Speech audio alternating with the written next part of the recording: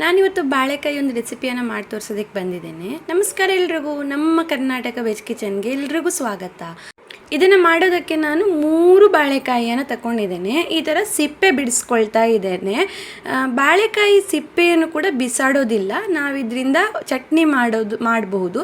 ನಾನು ಹೇಗೆ ಮಾಡೋದು ಅಂತ ನೆಕ್ಸ್ಟ್ ವಿಡಿಯೋದಲ್ಲಿ ತೋರಿಸ್ತೇನೆ ನಿಮಗೆ. ಈಗ ಬಾಳೆಕಾಯಿಯನ್ನು ನೀವು ಉದ್ದಕ್ಕೆ ಬೇಕಾದರೂ ಕಟ್ ಮಾಡ್ಕೊಳ್ಬೋದು, ಸಣ್ಣದಾಗಿ ಬೇಕಾದರೂ ಕಟ್ ಮಾಡ್ಕೊಳ್ಬೋದು, ನಿಮಗೆ ಹೇಗೆ ಬೇಕೋ ಹಾಗೆ ಕಟ್ ಮಾಡ್ಕೊಳ್ಬೋದು. ಈ ಥರ ತುಂಡು ಮಾಡಿ ಇಟ್ಕೊಂಡು ಇದನ್ನು ನೀರಿರುವ ಪಾತ್ರೆಗೆ ಹಾಕಿಡಬೇಕು, ಇಲ್ಲಾದರೆ ಅದು ಕಪ್ಪು ಬಣ್ಣಕ್ಕೆ ಬರುತ್ತೆ ಅಂತ ಅಷ್ಟೇ.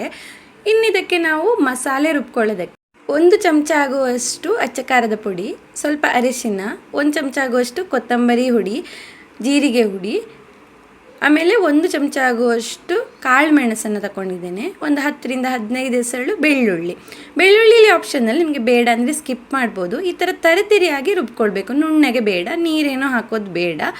ಇನ್ನು ಈ ನೀರನ್ನೆಲ್ಲ ಬಸಿದುಕೊಂಡಿಟ್ಟಿರೋ ಅಂಥ ಬಾಳೆಕಾಯಿಗೆ ಈ ಪೇಸ್ಟನ್ನು ಸೇರಿಸಿ ಸ್ವಲ್ಪ ಉಪ್ಪು ಹಾಕಿ ಚೆನ್ನಾಗಿ ಮಿಕ್ಸ್ ಮಾಡ್ಕೊಳ್ಬೇಕು. ಉಪ್ಪು ರುಚಿಗೆ ಎಷ್ಟು ಬೇಕೋ ಅಷ್ಟು ಸೇರಿಸ್ಕೊಳ್ಳಿ. ಅದಾದಮೇಲೆ ಈ ಥರ ಚೆನ್ನಾಗಿ ಮಿಕ್ಸ್ ಮಾಡ್ಕೊಳ್ಬೇಕು. ಇದನ್ನು ಒಂದಕ್ಕೊಂದು ಚೆನ್ನಾಗಿ ಬೆರ್ಕೊಳ್ಬೇಕು.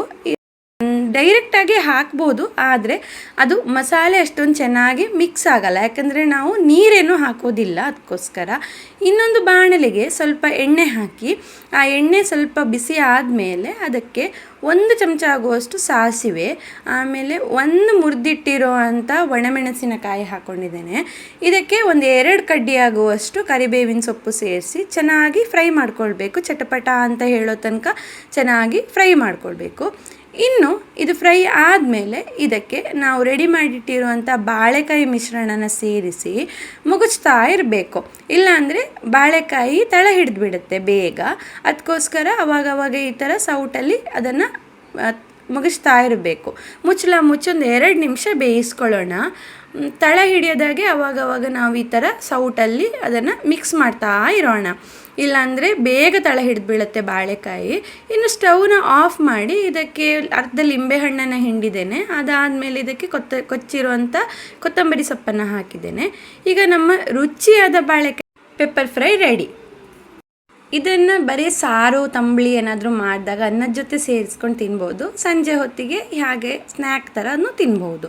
ಈ ರೆಸಿಪಿ ನಿಮ್ಗೆ ಇಷ್ಟ ಆಗಿದ್ದಲ್ಲಿ ಲೈಕ್, ಶೇರ್, ಕಮೆಂಟ್ ಮಾಡಿ. ಆದರೆ ಸಬ್ಸ್ಕ್ರೈಬ್ ಮಾಡೋದನ್ನು ಮಾತ್ರ ಮರಿಬೇಡಿ. Thank you. ಸಿಗೋಣ ಮುಂದಿನ ವಿಡಿಯೋದಲ್ಲಿ. ಎಲ್ರಿಗೂ ಬಾಯ್ ಬಾಯ್.